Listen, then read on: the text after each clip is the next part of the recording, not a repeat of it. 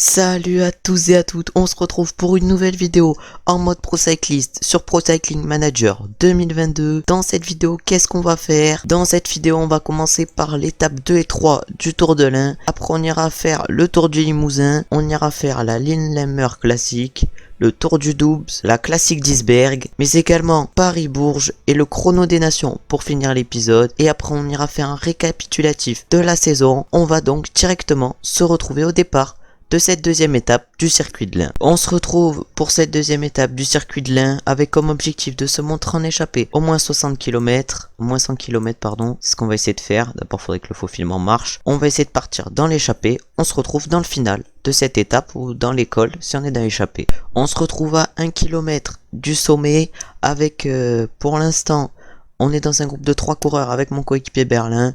Il n'y a que Anninen qui va sûrement nous jouer les points. On va quand même essayer d'aller les chercher, ces points. Non, Anninen qui ne va pas nous les jouer.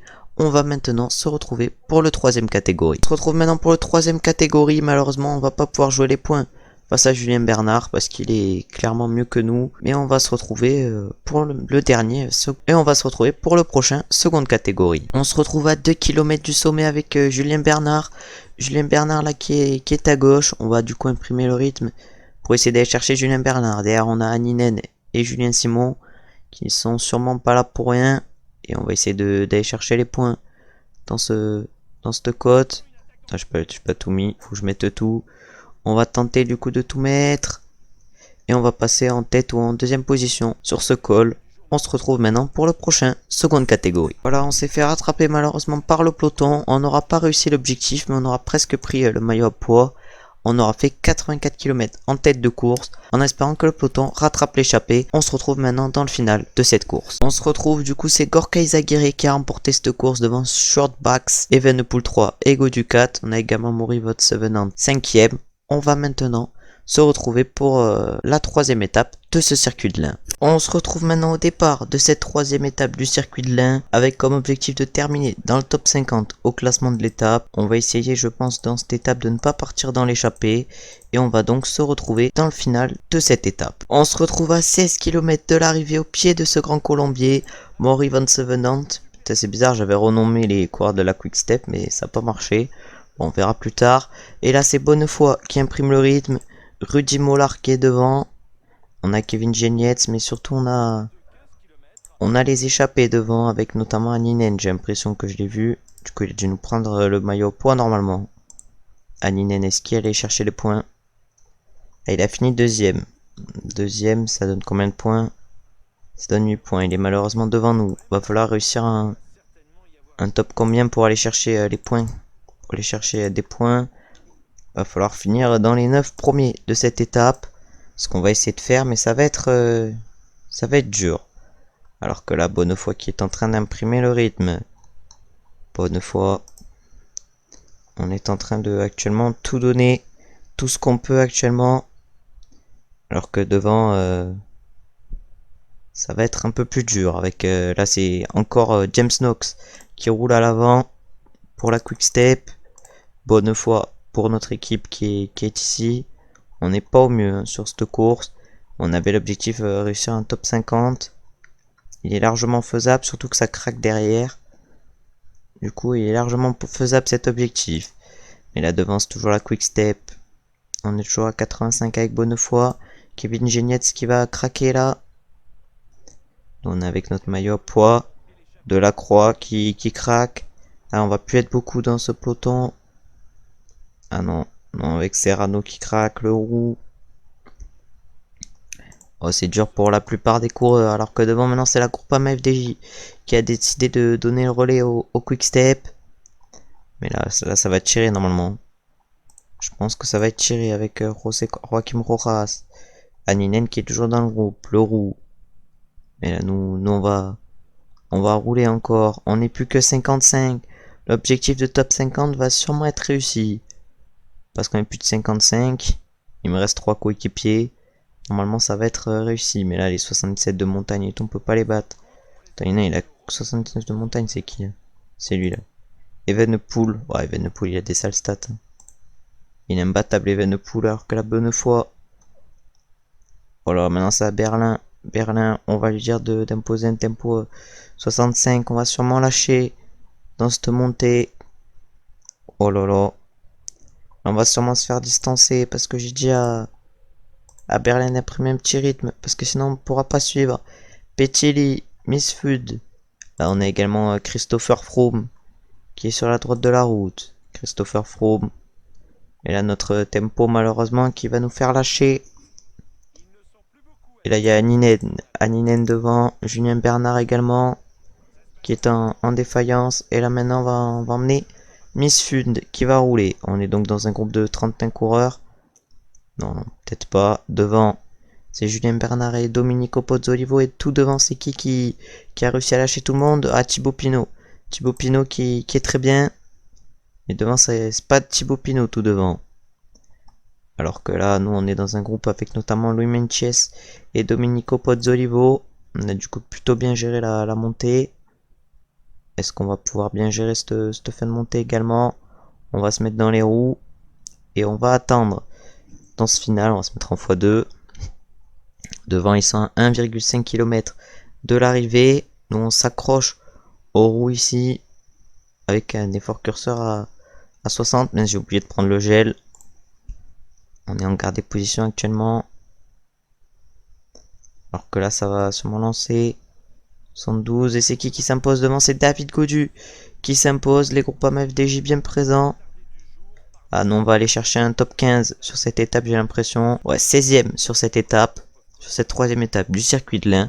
On va maintenant se retrouver pour les podiums. On se retrouve du coup, on peut voir ici le classement de l'étape avec Gaudu qui s'impose devant Gorka Izagirre et Remco Evenepoel. Gorka Izagirre qui remporte le général, Hakkinen qui remporte le maillot à poids, Izagirre le maillot vert et Remco Evenepoel le maillot blanc.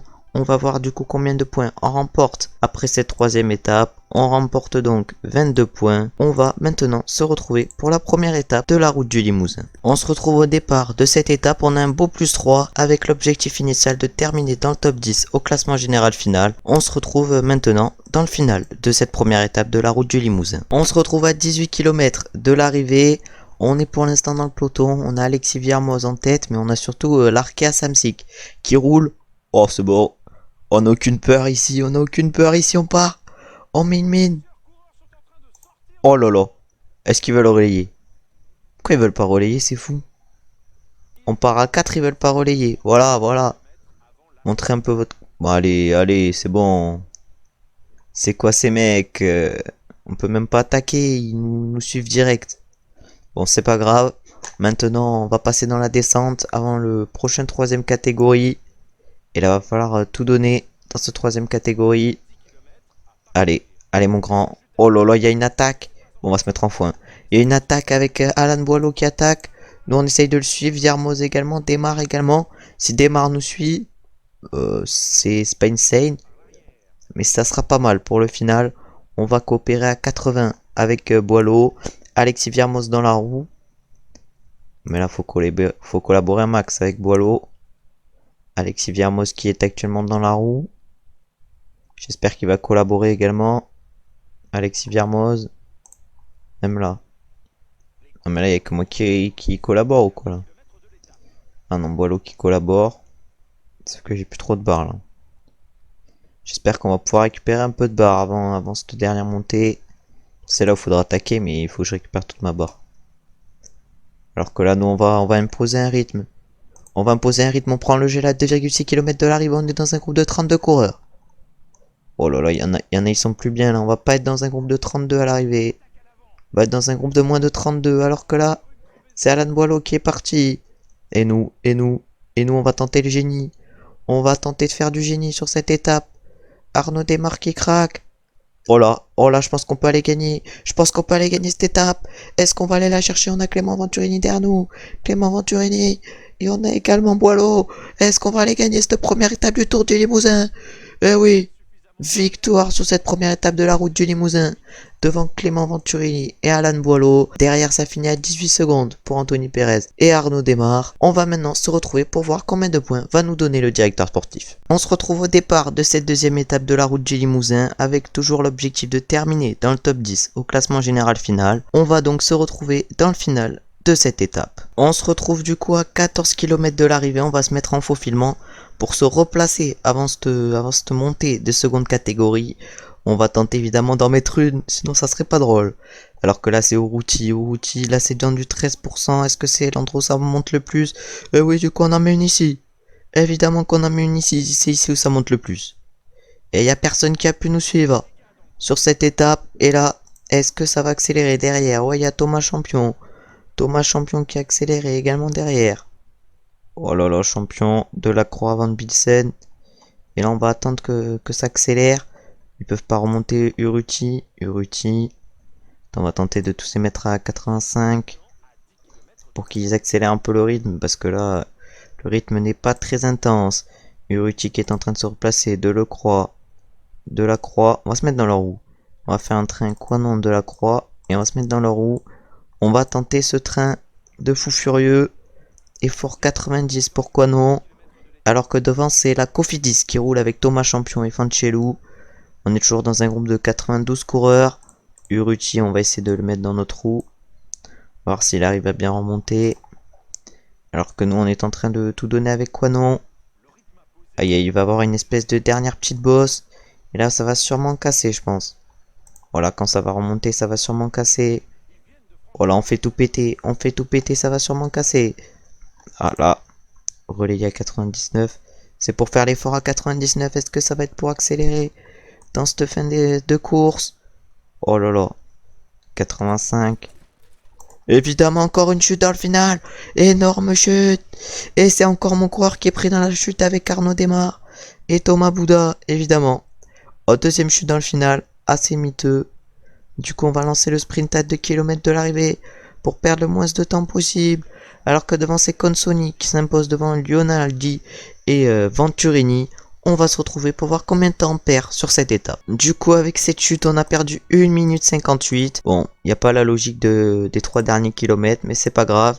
On va maintenant se retrouver pour la troisième étape de ce Tour du Limousin. On se retrouve au départ de cette troisième étape avec l'objectif de terminer dans le top 10 au classement de l'étape, également de terminer dans le top 10 au classement général final. On va se retrouver dans le final de cette étape. On se retrouve à 19 km de l'arrivée sur cette troisième étape. Pour l'instant, ça roule fort dans ce peloton avec Finet, coureur de la Cofidis qui roule. Et devant, c'est qui est devant? C'est Fanchelou. On a également Delacroix comme coéquipier. On a Madsen. On a également un coureur de la Saint-Michel-Aubert. C'est qui? C'est Stéphane Rossetto et Morollet également pour la Saint-Michel-Aubert. Nous, on est dans le peloton. Est-ce que ça va accélérer dans cette montée, dans ces derniers mètres? Nous, en tout cas, on va essayer d'accélérer si ça n'accélère pas dans les derniers mètres. Oh, la première catégorie, déjà, il a donné 16 points. Oh, mais nous, là, on va essayer de faire tout péter. Alors que devant, c'est les Saint-Michel-Aubert qui sont en train de se faire limite distancer par le Uno X qui est Madsen. Oh là là, on va essayer de faire tout péter dans ce col. Et là, limite partir à plusieurs, ça peut être pas mal. On entend une. On est suivi directement par Arnaud Desmar. Oh là là. Est-ce que ça va nous laisser partir si on part? On a maintenant 28 secondes d'avance. Ou 35 secondes. Ou ça nous laisse partir 40 secondes d'avance. Notre attaque, j'ai l'impression qu'elle a fait mal à tout le monde. Ou 50 secondes d'avance. Il nous reste encore 10 km à tenir dans ce final. On a maintenant une minute. Une minute, ça serait énorme. De reprendre une minute. Derrière, c'est Brandao qui attaque. T'as pas ça a vraiment bugué pour le renommement des coureurs. Et maintenant, on va du coup tout donner. On a une minute d'avance sur le peloton. Oh là, ça va être bientôt la descente. On va récupérer un peu dans cette descente. Derrière, c'est seulement à 35 secondes. Et là, on est en train de tout récupérer. On se met maintenant en effort curseur 85. Encore 6 km. Oh là là. Et là, ça va remonter, puis redescendre. Magnifique. Oh, 5 km encore. Là, va pas falloir qu'on en donne trop, parce que sinon, on va pas pouvoir tenir jusqu'à l'arrivée. On a encore 30 secondes d'avance sur celui qui est derrière, c'est-à-dire Brandao. On va voir comment est sa barre à Brandao. Ah oui, il n'en a pas beaucoup plus que nous. Il y en a même moins que nous. Voilà, 23 secondes. 23 secondes. On va donc aller s'envoler vers la victoire.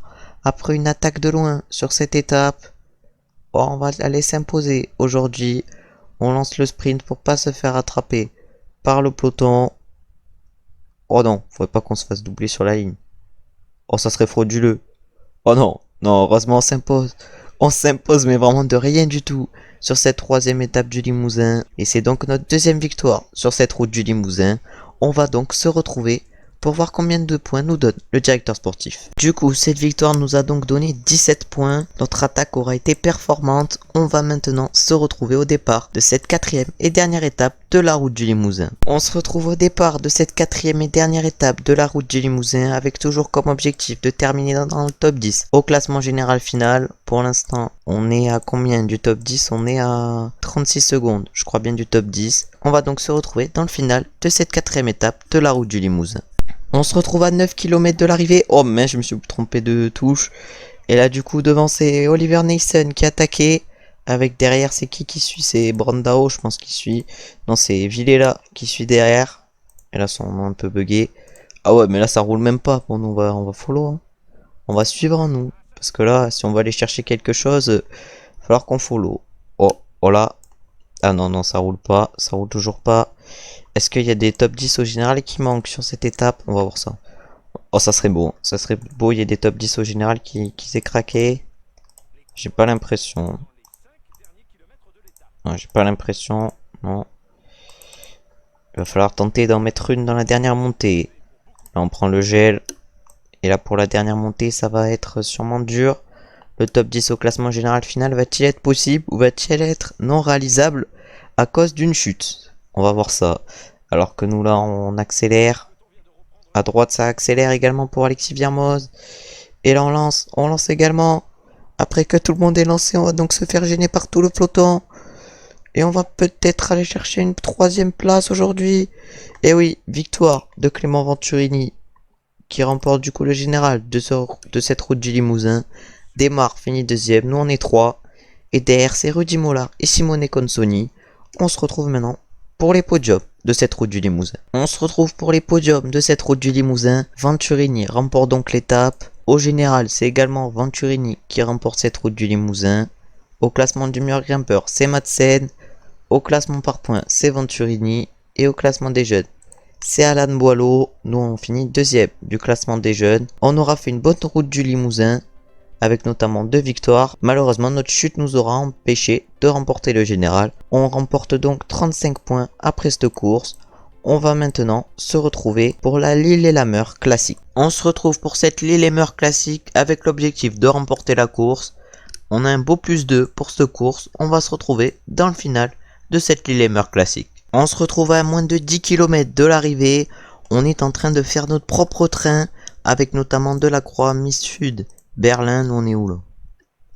Ah, j'ai l'impression qu'on est un peu dans les choux. On est là. On va donc essayer de remonter avec Delacroix qui imprime déjà un gros tempo à 7 km de l'arrivée. On est en train de remonter petit à petit sur Delacroix. Ah ouais mais là Delacroix il a pas le rythme. Delacroix faut qu'il fasse toute la montée à 90 s'il veut avoir un rythme correct en montagne. Alors que là c'est Scholz qui attaque, qui vit directement par De Beaumarchais. Delacroix qui imprime un gros tempo avec Missun dans la roue. On est dans un groupe de 99 coureurs. Avec Riton également. Missun d'après qui va prendre le relais et je pense imprimer un gros tempo Missun. Voilà Delacroix qui revient, Delacroix qui revient. Delacroix qui est revenu sur le groupe. Ah oui mais non mais là. Non mais Missun il faut le détruire aussi. Effort curseur 88. On a Chung et Scholz qui sont cuits. Mais nous là on a large les jambes je pense aujourd'hui pour réaliser une grosse course. Pardon. On sait plus qui c'est qu'il y avait dans les favoris déjà sur cette course. Mais avec la barre que j'ai je peux encore tenir longtemps. Et là c'est Noubes. Noubes qui peut attaquer suivi par Marchand. Oh Brenguy derrière également. Brenguy il est très fort également. Et là il y a des attaques de Poulsen, de Noubes, de Arstruch. Oh Mirke, on est dans un groupe de 12 coureurs. On a tout fait péter, on a 3 coéquipiers dans ce groupe. Oh là là c'est énorme. Avec notamment Misfund qui est en train de faire tout péter. Et là, mais là ça rattrape un peu mais c'est pas au mieux non plus. On est donc dans ce groupe de 15 coureurs. On est 22 maintenant, puis on n'est plus que 13. Et ça repart à 3 devant finalement. Oh là là, Miss Fund, Miss Fund, Miss Fund qui est en train d'imprimer un énorme tempo. On va prendre du coup le gel. Maintenant ça va être au tour de Berlin d'imprimer un gros tempo. Berlin, maintenant c'est plus Miss Fund qui roule, mais c'est Berlin. Oh là là, mais là on a presque la victoire donnée déjà. Avec Noubes. Noubes également, et nous on va se mettre en effort curseur 85 pour finir la montée. Oh là là. Et nous on va donc s'envoler, je pense, vers la victoire sur cette Lille Rummer classique. Eh oui, on va aller s'envoler. On va mettre une mine à poulet saine. Et on va aller s'envoler sur cette course. On va donc remporter cette victoire. Une course magnifiquement gérée. Et on s'impose sur cette Lillehammer classique devant Poulsen et Mirke. On va donc se retrouver pour voir combien de points nous donne le directeur sportif. Du coup, avec cette victoire, on gagne 9 points et on passe donc au niveau 8. On va donc avoir une amélioration des caractéristiques, où ça va être pas mal. On se retrouve pour voir ce que j'améliore. C'est bon, c'est décidé, je vais améliorer en course par étape. Pour ce niveau, on va donc passer à 70 contre la montre, 67 endurance, 69 récup. Du coup, on va mettre notre point en écoute encore une fois. Et on va se retrouver maintenant pour le tour de doubles. On se retrouve au départ de cette course avec comme objectif de terminer dans le top 30 de ce tour du doubles. On se retrouve donc dans le final de ce tour du doubles. On se retrouve à 15 km de l'arrivée, au pied de cette grosse montée de ce tour du doubles. On va clairement faire la montée à fond et on va voir s'il y a des écarts. On est dans un groupe de 39 coureurs. Ça tombe bien, fallait faire top 30. C'est Askey qui roule, Viermoz également. Attila Walter bien placé, Arnaud Desmar qui donne le tout pour le tout. Mais là, je pense qu'on peut réussir largement le top 30. Parce que surtout que ça craque encore derrière. Oui, mais là, le top 30 est déjà réalisé, je crois bien. Il nous a pas demandé un gros objectif, le directeur sportif, tant mieux. Et là, ça craque derrière avec Simon Geschke, Bob Jungels. Et nous, là, si ça attaque, on va essayer de suivre, Voilà, c'était sûr que ça allait attaquer. On essaye donc de suivre ces attaques. Allez. Oh, peut-être une grosse mine en haut, là. Oula, là, on va tenter la grosse mine en haut. Oh, la technique. Oh. On va maintenant se mettre à 80. On a un groupe de 15 à notre hausse. Oh là, mode récupération dans la descente. Oh là, normalement, on va bien récupérer dans cette descente. On est du coup dans un groupe de 7 coureurs. Où ça va rouler du coup. On va se mettre dans les roues. On s'accroche à Geschke qui roule. Nous, on a un gros escroc, on va pas rouler. On a déjà réussi à créer un groupe. On va pas rouler en plus. Peut-être après. On est du coup dans un groupe de 9 coureurs. 16 coureurs, le groupe il a changé. Et là nous on va tout donner. Alors que là ça sur la gauche de la route que ça accélère avec Mathieu Burgodeau. Suivi directement par Omardi. On va essayer de suivre. On va essayer de suivre ces attaques, ces différentes attaques. On va voir si on a les jambes. Alors que là c'est en train de tout donner. On est encore 12 coureurs. Et là cette mini descente va peut-être nous permettre de récupérer. Non, même pas. On est dans les dernières positions de ce groupe de 9 coureurs. Alors que devant, il y a Mathieu Burgodeau. Et là c'est Attila Walter. Non, j'ai pas les jambes. Je pouvais sprinter tôt, mais j'avais pas les jambes. Et devant, c'est qui s'impose? C'est Romain Hardy devant Mathieu Burgodeau et Attila Walter. On réussit un beau top 10 sur ce tour du doubles. On va voir combien ça nous rapporte de points. On se retrouve après ce tour du doubles. On a donc gagné 25 points avec cette course. On va maintenant se retrouver pour la classique d'Isberg. On se retrouve maintenant pour cette classique d'Isberg avec comme objectif de travailler en tête de groupe 30 km. On va donc se retrouver dans le final de cette classique. On se retrouve à 8 km de l'arrivée sur cette classique d'Isberg. On a travaillé en tête de groupe pendant 36 km sur les 30 km qu'on devait faire. Là maintenant on rattrape l'échappée. Et là c'est la BNB Hotel qui roule avec Mozzato et Biermans. On a également Lorenzo Manzin dans la roue. Nous on n'est pas très bien parce que voilà, on n'est pas très bon en pleine. Après le plus 2 il aide un peu. Et là Lorenzo Manzin, le champion de France Marc Sarro qui est ici. On va essayer de se mettre dans sa roue à Marc Sarro. Est-ce qu'on va réussir à suivre? Ah non, je pense pas qu'on va réussir à suivre alors que Velten attaque devant. Bram Velten. On va peut-être tenter un un petit sprint. Bon, on va pas réussir une grosse course. C'est qui va s'imposer devant? Marc Sarro, Nasser Boigny. Nasser Boigny, j'ai l'impression qu'il va s'imposer. Et oui, victoire de Nasser Boigny sur cette classique d'Iceberg devant Bonifacio et Thomas Bouda. Nous, on va finir dans les 20 premiers, je pense. Oui, on finit 17ème de cette classique d'Iceberg. On se retrouve maintenant pour la prochaine course. On se retrouve au départ de ce Paris-Bourges avec comme objectif de terminer dans le top 30. On va donc se retrouver dans le final de cette course. On se retrouve à 15 km de l'arrivée. Oh, Bonnefoy, on va lui dire de m'attendre. On peut pas lui dire de m'attendre à Bonnefoy. Bon, c'est pas grave. En tout cas, on est à 14 km de l'arrivée. On est dans un groupe de 36 coureurs. Devant, il y a l'échappée de 11 coureurs avec notamment notre coéquipier Bonnefoy. On est également en Murphy dans le deuxième groupe. Et nous, là, on est en train de tout donner pour revenir sur le groupe Bonnefoy. Mais là, ça va faire que descendre et remonter. On va voir de quoi on est capable dans cette étape, dans cette fin d'étape. Et là, ça remonte. Mais en vrai, ça va être dur. Ça va être dur d'aller chercher quelque chose. On peut pas demander à quelqu'un d'aller chercher de l'eau. Il y va. Je ne sais pas. Urruti, on est dans un groupe de 21 coureurs. En vrai, j'en mets une et je vais chercher de l'eau. Je sais pas. Alors que devant, il y a le groupe des à peu près costauds qui est parti.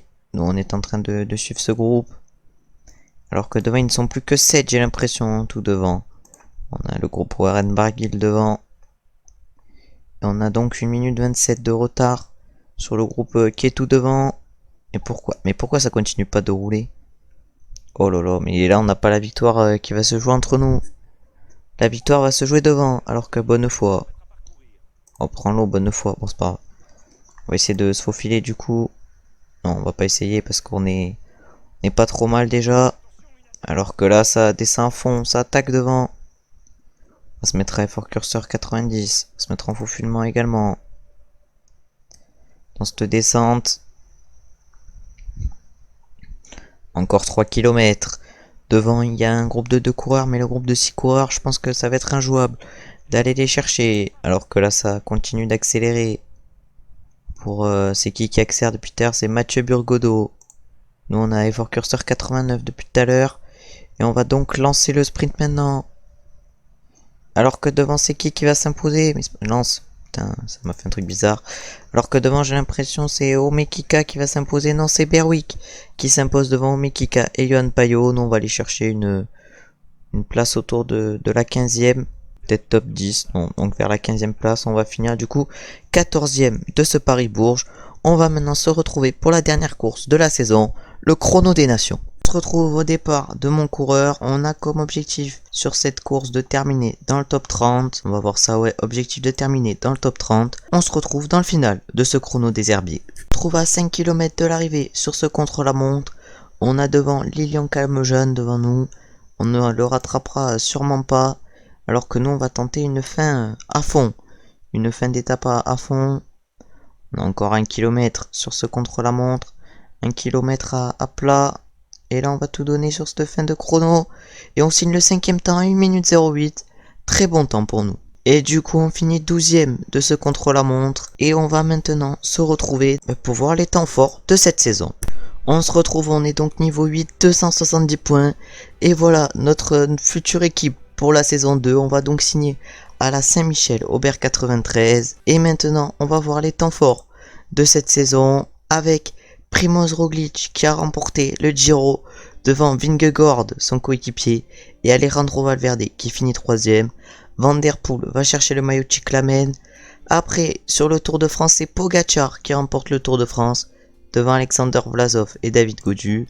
C'est quoi ces stats à Pogacar? Ouais, pas mal, mais il est pas archi cheat quand même. Il est très très bon, mais il est pas archi cheat. Après, maintenant, on va aller voir les autres. Gaudu qui a fini 3ème du TDF. Ah oui, 82 montagnes le David.